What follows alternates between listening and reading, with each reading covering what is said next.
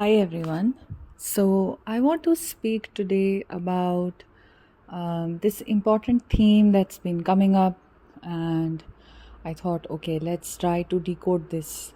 So this is about should you have boundaries with your twin flame, and also about does your divine masculine drain, your energy when they come into your life? Does the divine feminine give her energy to her divine masculine and he gets recharged, and it drains the divine feminine and leaves her with nothing? So I know that these are comments on the videos, and I know that there are many videos on this as well, and I would like to just explain this as to whether this happens and what to do. Okay, so the first thing is that if you individually, this is a very individual process, if you individually have ever felt drained out by your divine masculines coming and going, suppose they come in, they talk to you, they interact with you, and they maybe just you sort of feel like they took your energy and then they ghosted you again, or that they keep interacting with you but the interaction never goes deep. It is always at the level of at the surface level. It just is not emotional, it is not something which is harmonizing for you, it is not peaceful, and it's not loving, in its deeper sense, where you don't feel that it nourishes you. You feel like it doesn't nourish me, but it takes something from me, where I give a lot of my time, my energy, and I make my life about what my divine masculine is saying or doing. Suppose they share something with me, then I do everything around it. Suppose they share a problem with me, then I want to help them completely. Or they are working on something and they share that with me, then I make my life about what they are doing. I go out of my way to accommodate them. Maybe I'm editing things for them for free, or like I'm spending a lot of my time and energy and effort into that, when that time, energy and effort could have gone into me. Or maybe they need money. This is just often it happens sometimes, I think, in the twin flame journey, because I've read comments around it, and I know that many divine feminines have experienced this, that the divine masculine needed financial support, so you went out of the way to help them financially. You sort of parted with your own savings to help them. Okay, and there can be other things as well, that maybe they need advice from you, or they operate in a world where maybe they are too much into just news or politics or something else, or their interests are of a certain kind, and they share all of that with you all the time, and you feel very like obligated to respond to them, and it leads you to feel very drained out. And somewhere, I would like to go deeper here and ask you that why do you do this? If your divine masculine is, let us say, talking about something, the only interaction you can have with your divine masculine is if it is revolving around the interests that they have, whether they are the interests that they have in technology, politics, anything that is of interest to them, the subject areas of their work or whatever. And the divine feminine is constantly only talking about those things, so that the divine masculine continues to talk to her. What does this reflect to you? It's not about trying to hold your divine masculine down, or to hold on to your divine masculine by pandering to their interest areas, and in the process diminishing yourself. You know, it's very important that you see this, that you recognize this a little deeply, because this will not really keep your divine masculine with you. If maybe they will talk to you 1 day, 2 days, 3 days, 4 days, 7 days, maybe 1 month, and then they are meant to ghost you, right? Why will they still ghost you? You anyway have to go through the ghosting and the blocking and the whole thing, because you're not in your power. They recognize your powerlessness here, and they don't want you, their higher self doesn't really want you to stay in this powerless energy.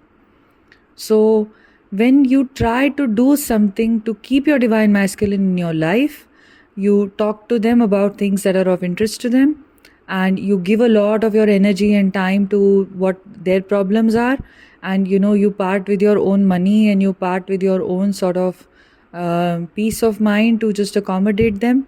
Maybe you only meet them when they want you to meet. Maybe for some of you, that is a connection that you have where you maybe live in the same city or something, and you have you only sort of, you go out of your way to accommodate them in whatever way, but they themselves probably don't do that.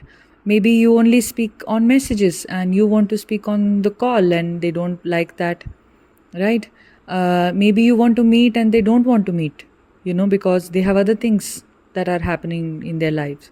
So basically, all I'm just trying to say is that whatever it is, that you are feeling right now, where you feel you have to do so much to just keep them in your life, then it is not about what they are doing. It is all about how you're feeling. It's very difficult to come to terms with this, but you have to acknowledge your powerlessness in this situation with your divine masculine. And it is not in, your highest good. It is not in the best interest for your twin and for you, both of you. So this is why, however powerless, you end up feeling, and however much you give to your divine masculine, whether your time, energy, effort, emotion, they still block you or ghost you, and they still disappear, and you still see them in other situations that tend to trigger you. What is this about? It just is about you realizing your worth. And you just need to do some deep work here to understand these situations, to go deeper into this, and I can really help you with this. You can book a one-on-one session with me, specifically if this is your block or any other kind of a thing that is coming up for you. I would love to help you with it. And but generally speaking, just overall giving you a broader idea about what this is that it is about your lack of empowerment that you feel within you, and the divine masculine's higher self also will not support this, will not want this to be the case. The balance is completely disturbed in this situation, because you're not giving out of love here, you're also giving out of a sense of keeping them in your life, right? Mostly it is that. If you're feeling drained out, then how is it that you're giving out of love? When we give out of love, we don't feel drained out. Okay, so if it is some conversation that you're having with your divine masculine, which is something you're enjoying, and where you are maybe talking to them about something of their interest, and it's coming from a place of love for you, where you love talking to them about what they're doing or something, and you enjoy that conversation, it's going to feel peaceful, it's going to feel light-hearted, it's going to feel exciting, it's not going to feel draining. So because it's going to feel all of these positive things, it's going to come from love. But if it feels draining, then it's not coming from love. If it feels like, you need boundaries with your twin flame, then yes, you do need boundaries with your twin flame. Because you need to respect yourself. Your inner self needs self-respect, and your inner self needs to acknowledge how bright, beautiful and lovely you are as a person, as a being. And you don't need the validation of your divine masculine or the support in the physical of your divine masculine to survive, to validate yourself, to love yourself. This is also what their higher self doesn't want for you. I mean, this is very important that you realize this, that the divine masculine will never support your self-victimization stories.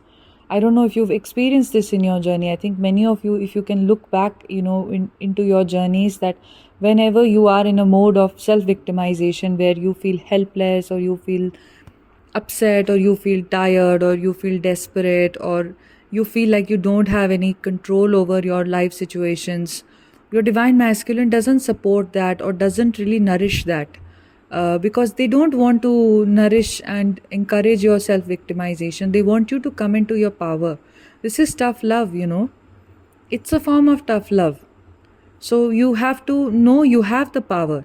You don't need them to, acknowledge, okay, your family situation is really difficult, it's really bad. You don't really need that. Maybe for a minute or two they might do it, out of goodwill, or just out of something, out of conversation, or something, just like a standard conversation can work like that, but they will not help you to come out of, your painful situations. I mean, this never happens, but they really, really, really want you to come out of it. In their hearts, they want you to be safe and happy and healthy and living your best life, not feeling like you don't have anywhere to go. They do have that love for you, very unconditional, pure, beautiful love that even they don't, know why do they feel like that, but until they're awakened. But just simply speaking, they do have all of that for you. But the way is not to be like a soulmate and sit with you and go over your problems step by step, what you expect from your friends and all of that. And in this journey, anyway, nobody will support you and help you in the conventional way in which you're used to it. You know, nobody is going to be like a friend who will sit and discuss your problems and go over everything with you. That is just not how it works in this journey. You will lose all those friendships. In fact, everything will just bring you back to yourself, because this is a journey of self empowerment. It is a journey of knowing your completeness, right? So, when this situation happens for you, when you feel like the divine masculine is draining my energy, and they do this a lot or they have done this in the past, then it's just a reflection back to you about being intensely loyal to yourself by valuing yourself. You have to value yourself, you have to see your worth, you have to see what you need in those situations of interacting with your counterpart. Do you need, to maybe focus on yourself? Maybe you need to give less of your time and energy. Maybe you need to observe some boundaries. You need to feel into how you're feeling every moment in those conversations, and you have to honor yourself. The more you honor yourself, the better the connection will flow. Okay, and this is basically a journey of deeply honoring yourself. Deeply honoring yourself even in the places where you were not honoring yourself in the past, because those impressions have not gone away. You may be thinking, I honor myself a lot right now, but if you have past impressions, which are very deep, deep past impressions of dishonoring yourself or forming judgments about yourself, then those impressions will come up to be released, because they are still blocking your energy centers. This is why you work with the inner child. This is why you do deep subconscious work. This is why you meditate. This is why there are so many things that you do on this journey to release these impressions. And your twin is constantly triggering you, to make you see those impressions that are already present inside of you. So, all in all, it's all right, and it's just about being loyal to yourself, and it's about honoring yourself. And if that means having boundaries, if that means saying no to your twin, if that means loving yourself more, then yes, yes, yes, that is what you do. You don't dishonor yourself to accommodate your divine masculine, because that way you are dishonoring your connection. You're actually dishonoring them. You're not really honoring them. You are dishonoring them, and you are dishonoring yourself. When you dishonor yourself, you don't honor them. You have to know you are one. What does that actually mean?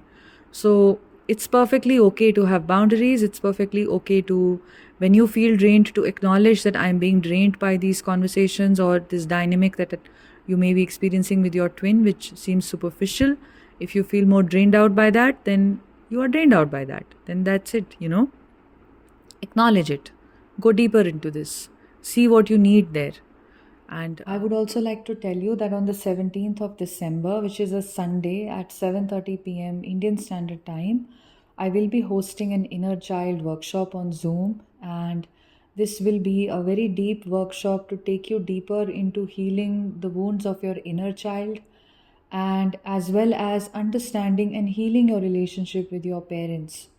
So, this will be a very, very powerful workshop. It will be very unique, and we'll have many, many components to it. This is why the time duration will be a little more than 2 hours, is what I foresee it to be. It will be interactive, it will have elements of deep meditation, as well as it will be practice based. So, after the workshop, you will also be empowered with some tools which you can utilize to continue to work with your inner child as and when is necessary for you individually. And you will also receive a very powerful 7 chakra subliminal track to heal your inner child. Why 7 chakras? Because the inner child wound, the wounds basically impact all 7 chakras. Although mainly it's the sacral chakra where the emotions are stored, which are not expressed, that the inner child really helps you to release. But the inner child wounding also impacts the solar plexus. It impacts, your root chakra, your heart chakra, your throat chakra, all seven chakras basically. So this is what, I will be keeping in mind while creating this track. It will be infused with very powerful theta waves as well as solfeggio frequencies, so that the affirmations go deeper, and you can just play it when you sleep. And if you listen to this, you will start to see how the deeper impressions that are still trapped, that are still keeping you in separation, will come up to be healed.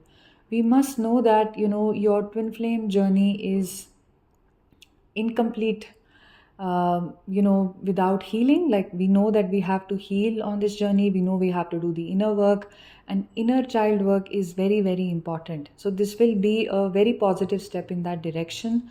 The cost for this I have already posted on the community page, but it is INR 4300 for those of you who are paying in Indian currency. And the equivalent of that is, USD 57 and Euro 52 and GBP 45 if you're paying through Wise. If you're paying only through PayPal, then it's going to be slightly higher to sort of factor in the extra cost of, PayPal conversions and the PayPal fee.